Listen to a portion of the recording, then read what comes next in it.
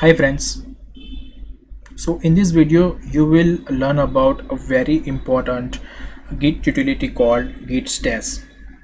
So imagine a scenario where you are working on a feature branch for quite some time, and let's say your boss asks you to work on some other feature, and so you will need to switch to a newer branch or a latest branch. But the problem here is you don't want to commit your half-baked progress, and you still want to uh, you still want to switch to a newer branch. So how will you do it? And that is where this utility Git Stash will comes into the picture, and that is we are going to see in this video, right? So let's see.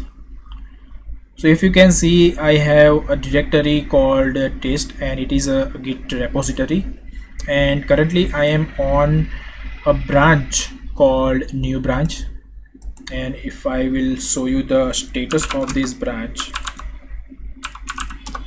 it's right now clean, so there is no no modified files yet in this particular branch. So let's create some modifications in this project files or repo files. So let's say hello stash, and there is one more file. Let me change it to git checking stash. Right now, if I go back to my terminal, and if I will show you the status of this branch, you will see there are now two files that are modified. And now that scenario that I mentioned earlier will come into the picture, and I want to switch to a new branch, and I don't want to commit these files at the same time. So what I will do, so at this point I would like to use this command called git stash. So when I will run this command, what this command will do is it will save the local modifications of your git repo and index away, and it will revert back the git repo's head to the recent head commit, and by this way the entire git branch will be clean, and then you can do whatever you want. That is, you can switch it back, switch to a new branch likewise. So let's see. So you can use this git stash command without any parameters, and it will just save your local modifications to a stash index. So let's run this command. So as you can see, it has given us this message: saved working directory and index state WIP, that is work in progress on new branch. Okay, and this has created a stash for these unsaved or modified changes or modified files. And if I will show you now the status of this repo, see, this is now clean. And since this is clean, we can now switch to a new branch, and the problem is solved. But what if now I want to get back all the changes that have been saved into this stash? How can I do it? So first let's see what has been saved, and for that what you can do is you can use the git stash list command. So this command will list all the stash that has been created for this particular repository. At the moment there is only one stash for this particular repository, so it is only listing one stash over here. And as I said, what if you want to get back that changes from the stash, from this particular stash? For that you can use git stash pop.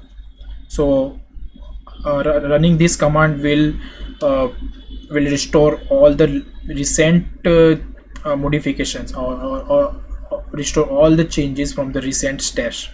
And in this case, this is the stash with index 0. So I will run this now, and as you can see, it has restored both of the files, right? And it has also given us this message called drop the refs. So basically this has dropped the stash as well, because we use pop. And if you will now see git stash list, so there are no stash or no outstanding stash there in the stash list right now. So this is how the basic stash would work. Now this is fine, but you can improve this workflow further by giving a stash a specific name that you can refer to later on. And for this, let's do some changes once again. So yeah, so if you will see, okay, it's git status. And see, we have two modified files over here. Now if I want to give a specific name to a stash, what we can do is we can use git stash save, and you can give a name to this particular stash. For instance, learning stash. Cool. Now when I will save it, it will assign this particular name to the saved stash. Now if I will list the stashes, as you can see, it is now showing the name that we just assigned to this stash, right? Now this is only one stash. There is only one stash in the stash list right now. Let's say we have a few more stash, and for to replicate this, we will once again do some changes over here, and I will show you the status once again. So there is one modified file, and I will just stash it once again, just to show you the stash list. Now if I show you the stash list, now we have, as you can see, we have now two stash in the stash list. So this is the recent one that is that we have just added on this list, and this is the previous one. Now what if you want to apply, or you want to restore the earlier, or the first stash that we created, that is learning stash? What if you want to apply this particular one to the current directory or current git repo? And for that you can use git stash apply, and after that you will need to specify the index that you want to restore. And for this you can use the apply command, apply, and it will be the index of the particular stash, and here in this case it will be 1. So it will apply the index, apply the stash with this particular index, and at the same time it will also preserve the that particular stash in the stash list as well. So let's see, stash list. Since we have applied the stash, both of the stashes are still there in the list. Okay, now what if you want to see what is there in a particular stash? Okay, for that you can use git show, git stash show, and then you will need to give the index of that particular stash that for which you want to see the files that you want to restore. Let's see, in this case I want to see the stash, the file of the stash with index 0, so I will provide 0. So as you can see, it will show which file has been there in the stash, right? And if I if I use git stash show 1, it will show all the modified files for this particular stash likewise. And this is how you will be able to determine the or how many files are changed in a certain stash.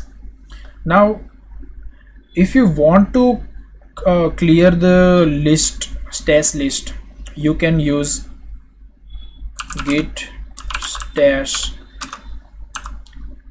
clear command. So this will essentially clear all the stashes from the stash list. And now if we will see stash list, as you can see, there is no list whatsoever right now. And that's it. And you can do a lot of other things using stash, and it can be a time saver for you in such scenarios. And in my opinion, it is very a useful command, and I've been using this command for quite some time now. And I stumble upon this scenario every now and then, and hence it is my number one git utility that I use every day. So guys, if you like this video, please subscribe to my channel, like this video, and I will see you in the next one. Bye.